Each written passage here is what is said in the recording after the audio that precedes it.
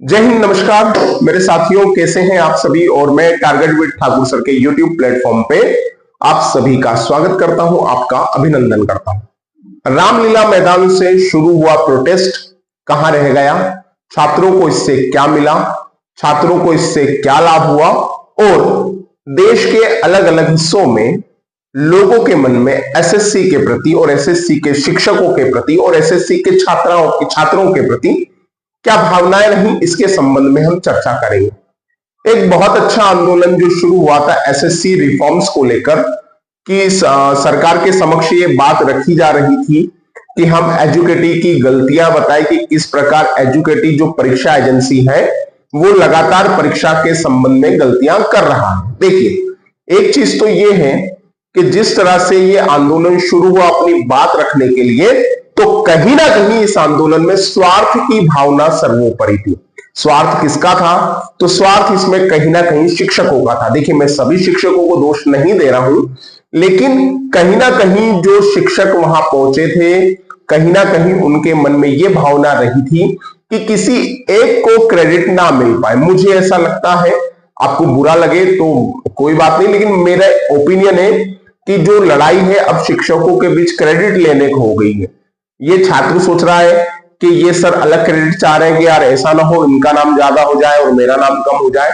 तो क्या अब हमारी लड़ाई केवल कोर्स बेचने तक और केवल क्रेडिट लेने तक हो गई कि नहीं हम छात्रों के लिए सबसे पहले खड़े, हम छात्रों के लिए सबसे पहले खड़े, या फिर ये लड़ाई पर्दे के पीछे कुछ और है, या कोर्स बेचने का नया तरीका? ये छात्र की सोच है, ये मेरी सोच नहीं है कि भैया ये तो आपस में इसलिए लड़ते हैं क्योंकि इन्हें कोर्स बेचना है, पब्लिसिटी चाहिए।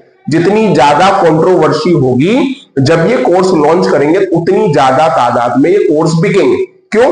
क्योंकि देखिए, जब पहला प्रोटेस्ट हुआ था और पहले प्रोटेस्ट के बाद जिस प्रकार आरोप और प्रत्यारोप लगे थे, सोनू मोनू की स्टोरी बनी थी, उसके बाद अब जिस तरह से मिल रहे हैं वापस, तो छात्रों के मन में तो एक बार ये बात आएगी सही कि यार जब दो लोगों के बीच थोड़े से मतभेद हो रहे हैं और मतभेद के बाद जब वो वापस इस प्रकार से आ रहे हैं सामने और आने के बाद फिर एकजुटता का प्रदर्शन नहीं दिखा पा रहे हैं, तो ये क्या है? तो छात्रों के लिए जो आंदोलन आप लोगों ने शुरू किया था वो शिक्षकों की लड़ाई तक सीमित रह गया, एक प्रकार से हम ये कह सकते हैं। दूसरी बात, लोगों के मन में क्या राय है? तो देखिए, लोग तो सरकारी नौकरी के प्रति, जिनको सरकारी नौकरी मिलती है उनके प्रति तो अच्छी सम्मान की भावना रखते हैं, लेकिन जो लोग तैयारी कर रहे हैं उनके प्रति इतनी अच्छी भावना नहीं है। ठीक है, अधिकांश लोग ये सोचते हैं कि यार सरकारी नौकरी से क्या होता है, सरकारी नौकरी, क्योंकि उन्हें उतनी मेहनत करनी नहीं है तो सरकारी नौकरी को अच्छी दृष्टि से नहीं देखते। क्यों नहीं देखते? क्योंकि या तो वे सफल नहीं हो पाए हैं या उनके परिवार में कोई व्यक्ति सफल नहीं हो पाया है, तो वे भी ये मानते हैं कि छात्र हुल्लड़बाजी कर रहे हैं, इनको परीक्षा नहीं देना है, ये शिक्षक अपना कोर्स बेच रहे हैं, इन शिक्षकों को कोई लेना देना नहीं है। तो ये जो आंदोलन हुआ है, इस आंदोलन से आप खुद सोचिए क्या हासिल हुआ है। क्या ऐसा बहुत बड़ा कोई रिफॉर्म्स हो गया है क्या? क्या ऐसी कोई बहुत बड़ी बात हो गई है क्या?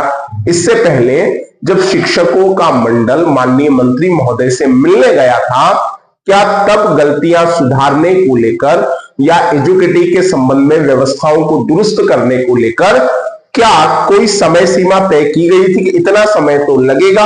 देखिए, एजुकेटी जो है उस पर कई आरोप पहले भी रखे हैं, इसमें कोई दो राय नहीं है, लेकिन इस आंदोलन से सबसे ज्यादा प्रभावित हुआ है वो एसएससी के छात्रों का हित प्रभावित हुआ है। आज एसएससी का छात्र निराश है कि जिन शिक्षकों के भरोसे वो रामलीला मैदान पे आंदोलन के लिए गया था, आज वही शिक्षक अपने स्वार्थ के लिए एक दूसरे से लड़ाई कर रहे हैं। शिक्षकों की नहीं, ये छात्रों के मन की बातें।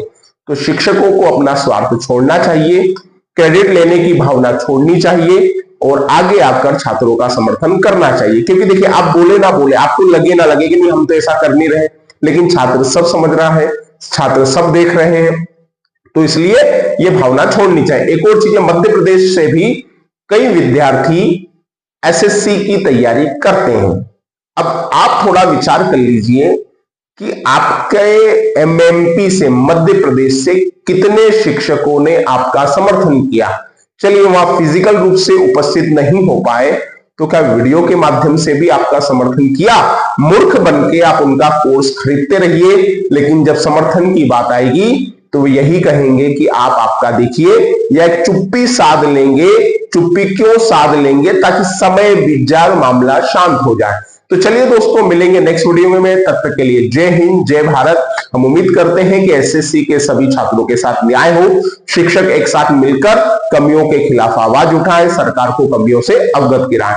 मिलेंगे नेक्स्ट वीडियो में, तब तक के लिए जय हिंद, जय भारत।